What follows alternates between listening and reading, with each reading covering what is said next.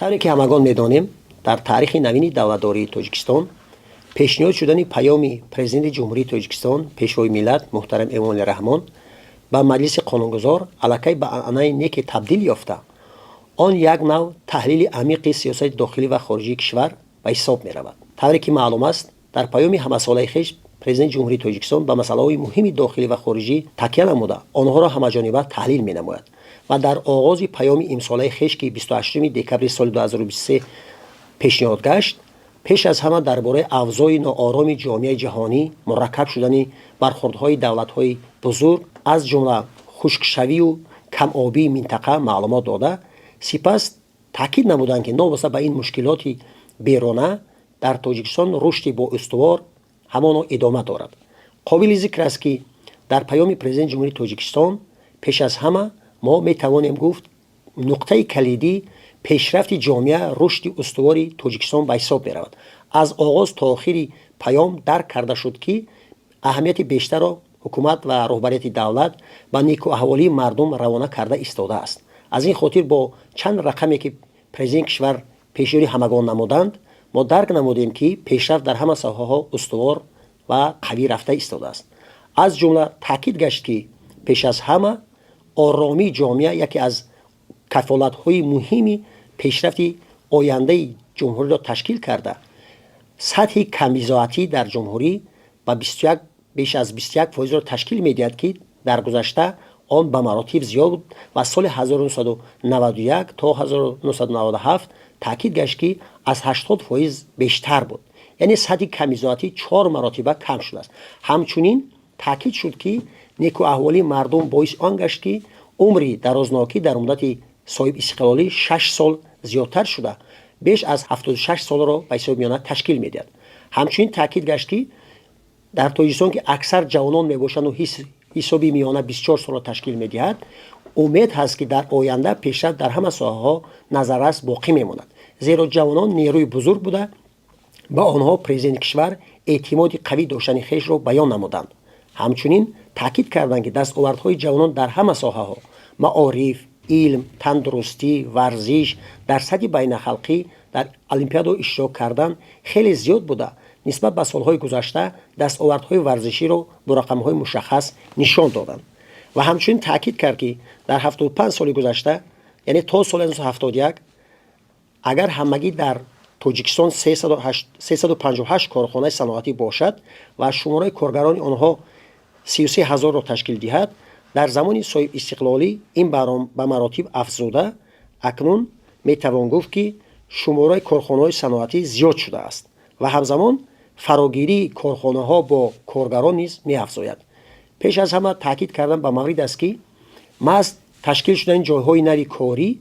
امکان می‌دهد که زندگی مردم خوبتر شود و سعادت بیشتر نصیب مردم گردد و همزمان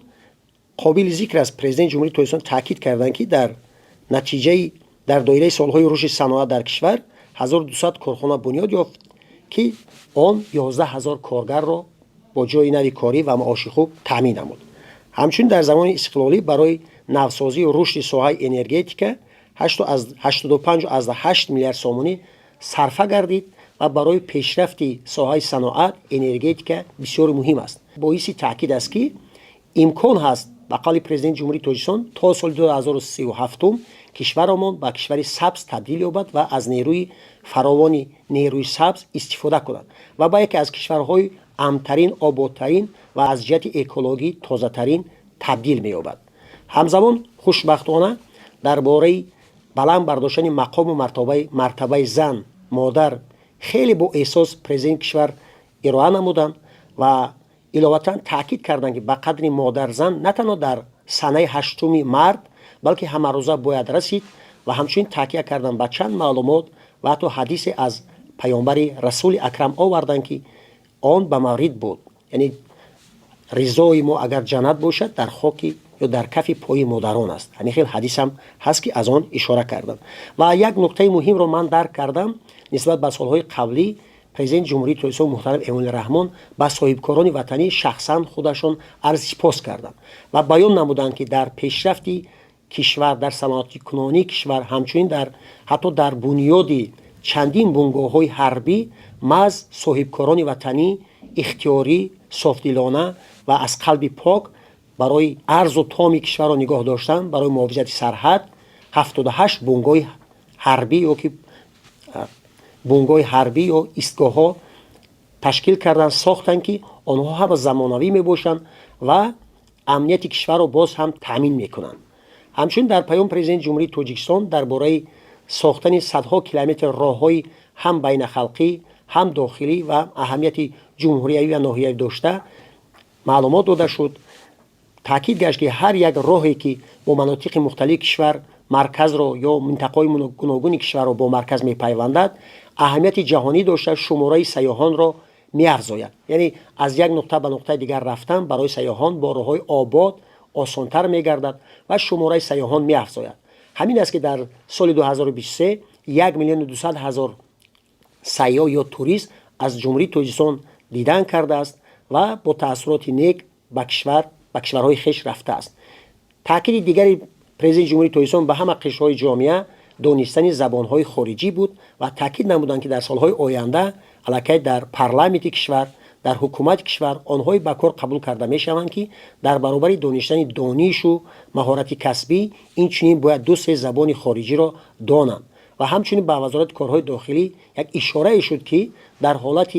آموختن زبان، ازبر کردن زبانهای خارجی، کارمندان این ساحه میتوانند با سیاحان خارجی به ترجمان صحبت کنند و مشکلات آنها را آسان نمایند.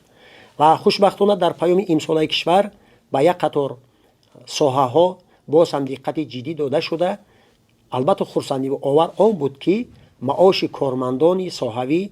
از 30% تا 40% نفقه، ادراک پولی، معاش کارمندان ساحه تندرستی، معارف بلند گردید و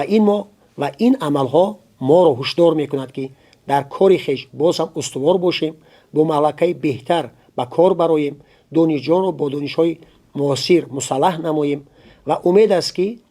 پیام پرزیدنت جمهوری تاجیکستان همچنین دستور و تاکیدهایی که شدند مورد اجرا قرار میگیرند و چون همه ساله ساکنان کشور آن را با سربلندی به انجام میرسانند.